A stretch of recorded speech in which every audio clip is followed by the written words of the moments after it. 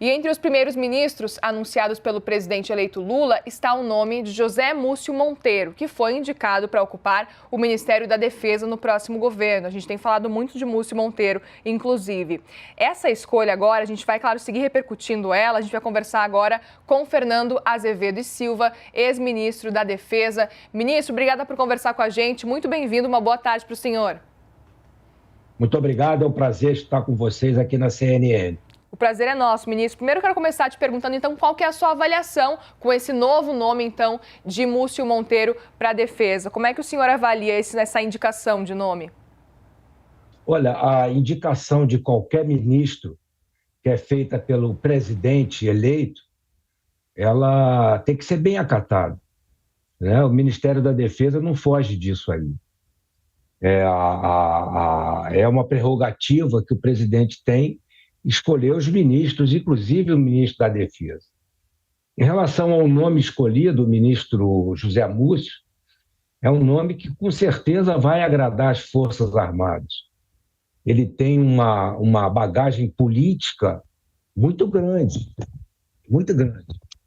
Ele foi parlamentar por vários mandatos, ele foi ministro de Relações Institucionais, quer dizer, transitou muito pelo Legislativo, pelo Executivo, foi ministro e presidente do Tribunal de Contas da União, e nesse período, todas as atuações deles, o desempenho do cargo, foram sempre bem elogiados. As Forças Armadas são muito bem organizadas, e com certeza vai ser um nome que deve ajudar, principalmente naquilo que ele tem uma noção muito grande, que é a parte política e a parte de interlocução com o próprio presidente da República.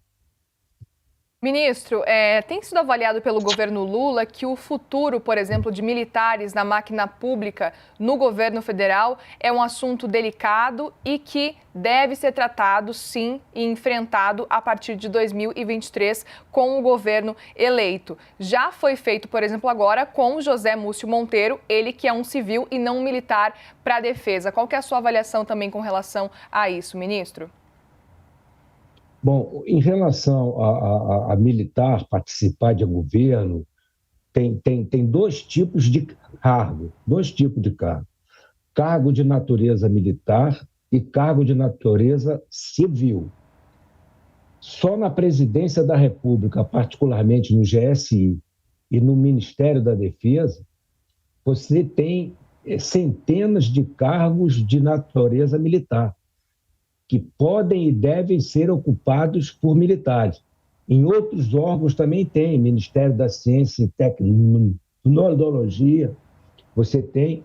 E os cargos de natureza civil, os militares da ativa, estou falando de militares da ativa, os militares da ativa podem ser convocados a ajudar. Nós temos muitos especialistas em vários assuntos e eles podem ficar no máximo por 2 anos.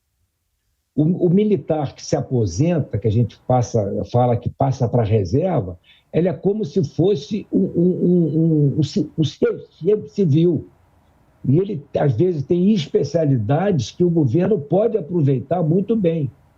Como todos os governos, vamos dizer, da nova República, ou da criação do Ministério da Defesa em 99, fizeram. Então, é muito boato dizer que não tem que desmilitarizar isso, desmilitarizar aquilo. Não é bem assim, não é bem assim. Ministro, aproveito para chamar Yuri Pita para essa nossa conversa. Yuri.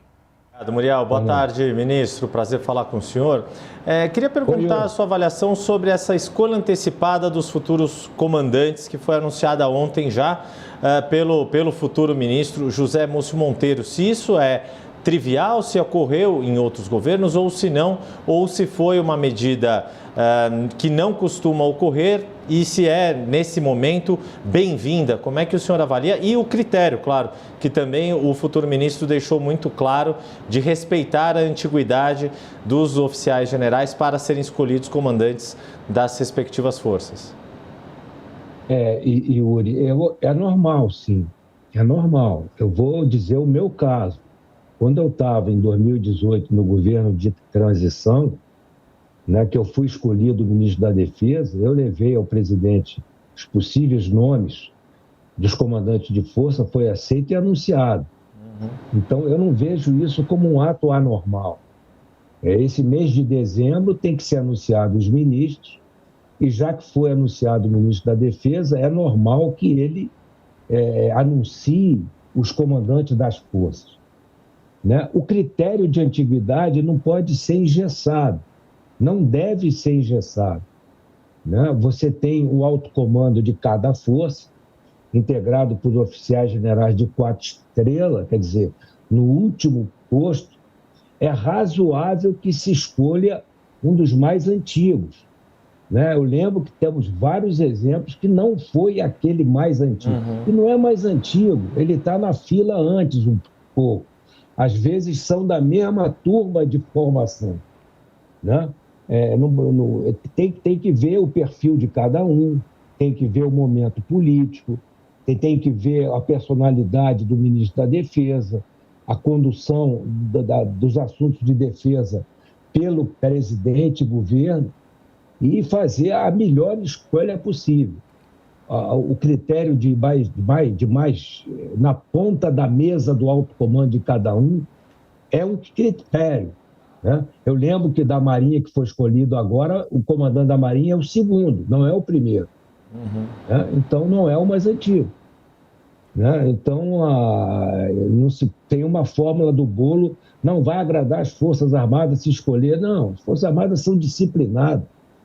Ficando ali no final da mesa, que a gente chama, entre os mais velhos, vamos dizer assim, as forças aceitam bem. E todos esses nomes que foram escolhidos são muito bons. São muito bons, como se escolhesse qualquer outro ali. Eu lembro que em cada 400 oficiais, estou falando do Exército, né, que é mais ou menos a minha área, eu conheço as outras duas como ministro da Defesa também, mas vamos dizer o Exército, de 400 aspirantes formados na Academia Militar, né, de uma turma, só 4 chegam ao alto comando do Exército. Então, passaram por um critério muito forte e muito grande. Então, você pode escolher qualquer um, que eles vão se sair muito bem, e esses que foram escolhidos agora são muito bons. Ministro, o senhor falou há pouco que as Forças Armadas são disciplinadas, né? Ontem a gente ouviu a fala do presidente Bolsonaro, ele que ficou quase 40 dias, praticamente 40 dias em silêncio. E ele disse o seguinte, até separei aqui a fala dele, ele falou para a população, para os apoiadores dele, que quem decide o futuro das Forças Armadas são vocês. Então, seriam a população, no caso, né? Segundo o presidente atual Jair Bolsonaro. Qual que é a sua avaliação com relação a essa fala e com relação ao cenário a que o Brasil se encontra nesse momento com pessoas, apoiadores do presidente atual Jair Bolsonaro, que continuam, por exemplo, em frente a quartéis? Ariel, eu vou te ser muito franco, né? As Forças Armadas são instituições de Estado, representam o Estado. Né? O representante político das Forças Armadas é o ministro da Defesa, que vai ser o ministro José Múcio. E o comandante supremo das Forças Armadas é o presidente. Aonde está a missão das Forças Armadas? Estão nas leis. Começa pelo artigo 142 da Constituição, o artigo 4º da Constituição, as leis complementares que atribuem mais missões para as Forças Armadas, a Lei Complementar 97, 117, 136, que amplia muito isso aí, e as leis ordinárias específicas em relação às Forças Armadas e à família militar. Então, nós temos que seguir isso aí, nada além disso, nada além disso.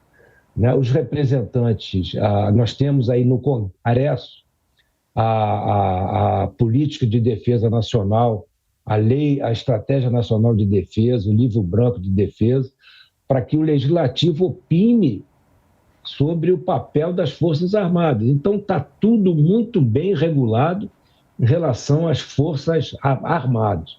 É isso, Muriel. Ministro, José Múcio Monteiro, ele ainda não se reuniu com os novos, comandantes, os futuros comandantes, digamos assim, porque aconteceu ontem uma reunião com o atual ministro da Defesa. O senhor tem alguma informação de como aconteceu essa reunião, se essa reunião foi boa, foi proveitosa, ou ainda não conseguiu nenhum tipo de informação com relação a essa reunião, o senhor que foi ministro da Defesa há pouco tempo? Não tem informação nenhuma a respeito disso. Mas eu vou lhe antecipar que é uma coisa normal entre nós. Né? Entre nós, militares, por exemplo, e o Ministério da Defesa copia um pouco. A gente não tem transição, a gente tem substituição. Então, é muito normal, eu sabia que isso ia acontecer, que o ministro atual, o general Paulo Sérgio, fosse convidar o ministro indicado para conversar, para passar a função. Né? Isso é muito importante, porque é um ministério que não é difícil, porque ele vai representar forças que já têm uma estrutura própria. Quem comanda administrativamente as forças são os comandantes das forças. Né? Então, ele vai encontrar um pacote pronto, o ministro José Múcio. Um pacote pronto. Ele não pode indicar um coronel para comandar uma unidade militar XYZ, não pode.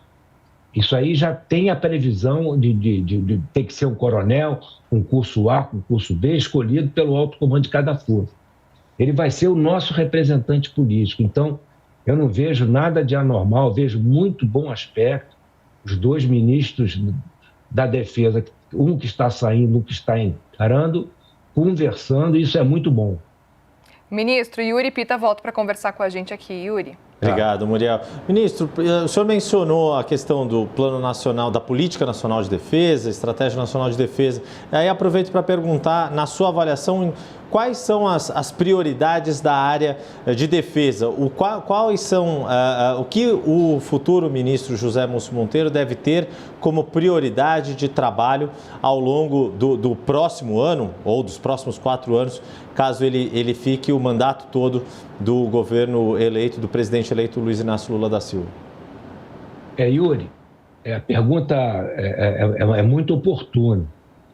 Né? A lei complementar, se eu não me engano, a 146, estabelece que o Executivo tem que mandar de 4 em 4 anos uma revisão, porque já existem outras, mais antigas, da Política Nacional de Defesa, que é o que fazer, a Estratégia Nacional de Defesa, que é como fazer, e o Livro Branco da Defesa, que é a transparência, né, em relação ao que está sendo feito pelas Forças Armadas.